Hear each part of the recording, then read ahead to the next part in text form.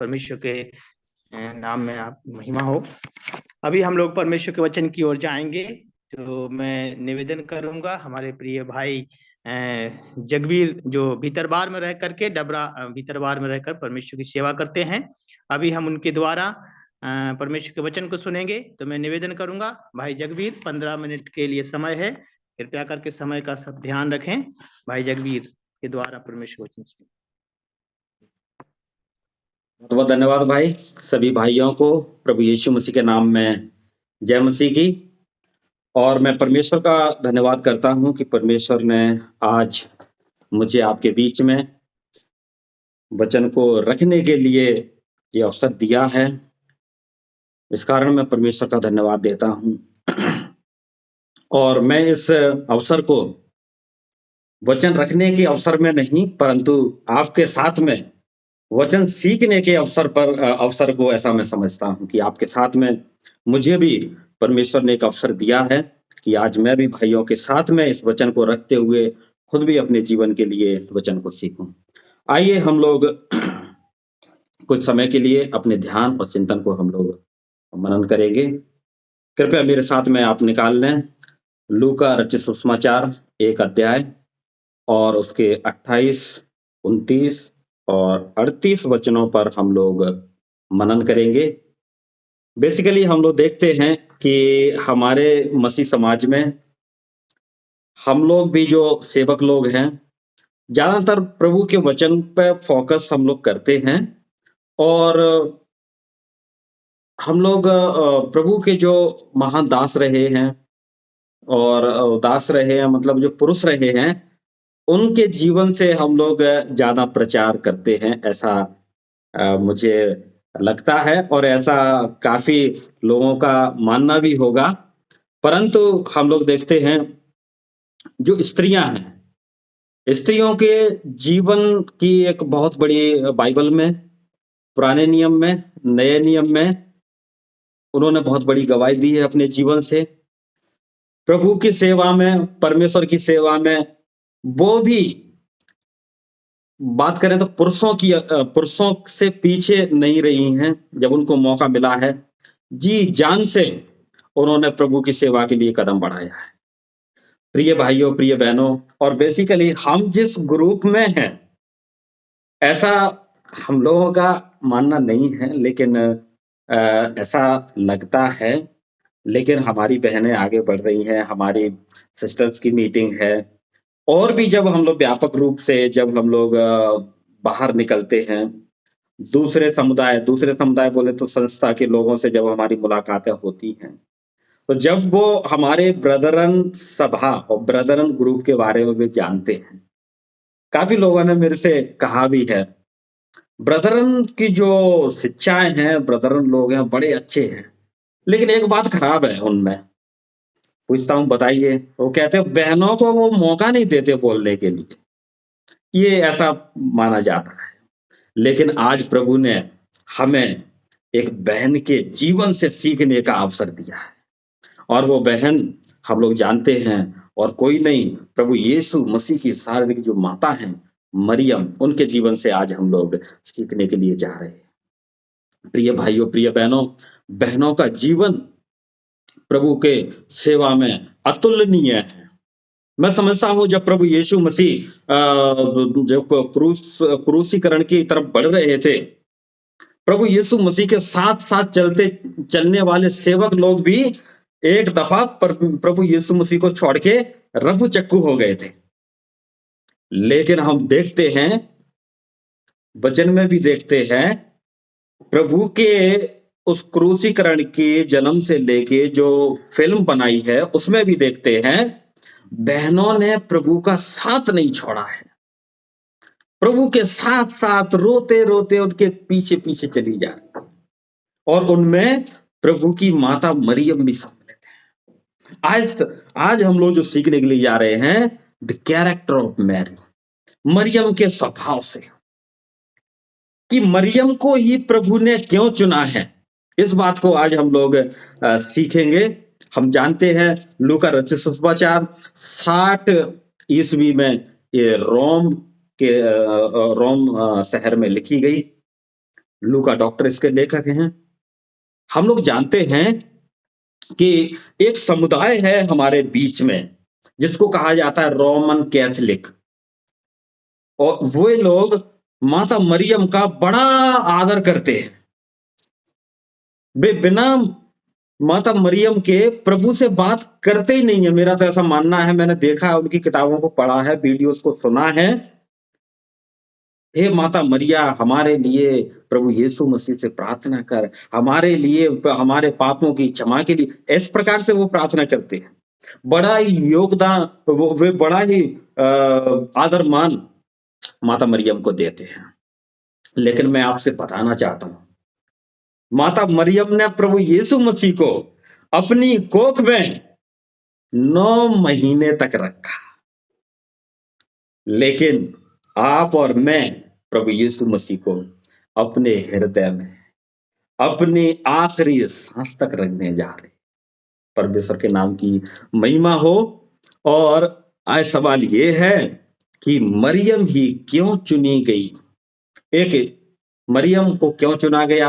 हम लोग जाएंगे हमारे बाइबल की पहली पुस्तक उत्पत्ति की पुस्तक 3:15 जब हम लोग पढ़ते हैं, परमेश्वर एक भविष्यवाणी करते हैं, मैं स्त्री के बीज को उत्पन्न करूंगा।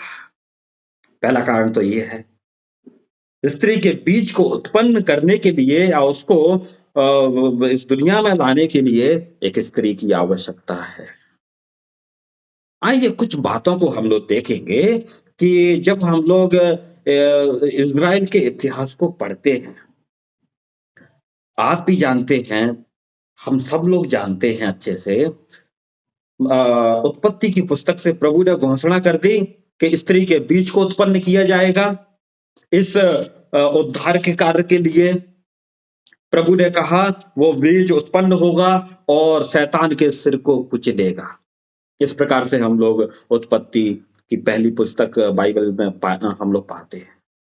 और जैसे जैसे समय बढ़ता जाता है, प्रभु वैसे वैसे भविष्यवाणी पर भविष्यवाणी अपने दासों के द्वारा करते हैं इस स्त्री के बीज को उत्पन्न करने के विषय में। मूसा से वे कहते हैं कि मैं तुम्हारे जैसा, मूसा ये कह के जाते हैं कि प्रभु मेरे जैसा एक भाई आपके बीच में खड़ा करेंगे। और हम लोग भविष्यवक्ताओं की पुस्तक में देखते हैं आने वाले उद्धारकर्ता के लिए भविष्यवाणी पे भविष्यवाणी प्रभु जो कहते हैं लोगों के बीच में, वो उसको बात को उद्धृत करते हैं। प्रिय भाई, प्रिय बहन, भाइयों, और तो मैं ये और हम लोग पढ़ते हैं यशायाह भविष्यवक्ता में के पुस्तक में 9वें अध्याय में कि एक कुंवारी गर्भवती होगी, पुत्र को जन्म देगी। इस कारण इज़राइल की जो बहनें हैं उन सबको प्रभु की भविष्यवाणी मालूम है कि प्रभु एक कुंवारी से इस दुनिया में आने वाले हैं। बहनें इंतजार कर रही हैं, प्रभु आए। कौन नहीं चाहेगा कि मेरे घर में ना उतरे? कौन नहीं चाहेगा कि प्रभु मेरे द्वारा आ जाएं? इतिहास बताता है, इतिहास में हम लोग पढ़ते हैं, बाइबल में ऐसा नहीं लिखा है, बहुत सारी बहनें प्रभु के आगमन की प्रतीक्षा कर रही थी, इसलिए उन्होंने शादी नहीं की, क्योंकि प्रभु कुंवारी से पैदा होंगे। लेकिन प्रभु ने मरियम को चुना। बहुत सारी बहनें बूढ़ी हो गई, इस दुनिया से चली गई, उन्होंने अपने जीवन को बिताया, लेकिन मरियम ही चुनी गई। उसका कारण है उनके कैरेक्टर को, उनके स्वभाव को हम लोग देखें। पहली बात हम लोग देखने के लिए जा रहे हैं, पहली बात यह है कि उनके मरियम का जो स्वभाव है अयोग्यता का स्वभाव है। हम लोग पढ़ते हैं, यदि आप कोई भाई पढ़ सकते हैं तो मेरे साथ में पढ़ें, लूका सुसमाचार 1:29 वचन। हम लोगों का समय दौड़ता जा रहा है, हम लोग जल्दी से जाएंगे। 29 वचन मैं पढ़ दूंगा। वह उस वचन से बहुत घबरा गई, हाँ, और सोचने लगी कि ये किस प्रकार का अभिवादन है। वह घबरा गई वचन सुन के। स्वर्गदूत आए कि आपके द्वारा आप गर्भवती हैं। जब स्वर्गदूत इस प्रकार से बोलते हैं, घबरा गई, जबकि उनको मालूम है। परंतु प्रिय भाइयों, ये बात बहुत कठिन है। एक कुंवारी का गर्भवती होना। घबरा गई और वो कह रही है, किस प्रकार का अभिवादन है, मैं इस योग्य नहीं हूं। मना कर रही है। शायद जो बहन इंतजार कर रही हो बड़ी आशा से, वो कह रही है, प्रभु मैं तो इसी का इंतजार कर रही हूं। प्रभु अयोग्यता का भाव चाहते हैं हमारे अंदर भाइयों। हम इस योग्य नहीं हैं। हम जब प्रभु की सेवा में आ गए, हम कहते हैं प्रभु हम योग्य नहीं थे, लेकिन आपने हमको सम्मिलित किया है सेवा में। प्रभु हमें बढ़ाते हैं। पहला जो स्वभाव है मरियम का, वो अयोग्यता का भाव। प्रभु मैं आपके लायक नहीं। प्रभु ने मरियम को लायक बनाया, इसीलिए मरियम चुनी गई। प्रिय भाइयों, आइए हम लोग दूसरा स्वभाव देखेंगे मरियम का। वो है, मरियम विश्वास करती थी कि परमेश्वर के साथ सब कुछ संभव है। उस वचन को हम लोग देखते हैं, 38 वचन को हम लोग 38 वचन में पढ़ते हैं। मरियम ने कहा, देख मैं प्रभु की दासी हूं, मुझे तेरे वचन के अनुसार हो। प्रभु आपका वचन है, मेरे साथ में हो। ये विश्वास करती थी मरियम। प्रिय भाइयों, प्रिय बहनों, हमारी इस सेवा में हमको विश्वास करने की आवश्यकता है। विश्वास का जीवन बिताने की आवश्यकता है कि प्रभु की मैं सेवा कर रहा हूं, हम प्रभु की सेवा कर रहे हैं, प्रभु मेरी जरूरतों को समय पर पूरा करेंगे। प्रभु हमारी सेवा को बढ़ाते। मरियम ने मना किया, प्रभु ने चुन लिया। मरियम ने विश्वास किया, प्रभु ने वैसा किया। और जो तीसरा स्वभाव है, वो कैसा स्वभाव है, बड़ा जबरदस्त स्वभाव है। हम सबको मरियम माता से सीखने की आवश्यकता है। देखिए क्या है, हम लोग पढ़ते हैं 39 वचन में, हम लोग वहीं पर डटे रहेंगे। लूका पहले अध्याय का 39 वचन हम लोग पढ़ रहे हैं। वहां पर इस प्रकार से लिखा है, उन दिनों में मरियम उठकर शीघ्र ही पहाड़ी देश में यहूदा के नगर को गई। क्यों गई? जकरिया के घर में जाकर एलीशबा को नमस्कार किया। एलीशबा से मिलने के लिए गई, और ज्यों ही मिली, क्या नमस्कार कर रहे। तीसरा जो स्वभाव है, समान विश्वास करने वालों के साथ में संगति।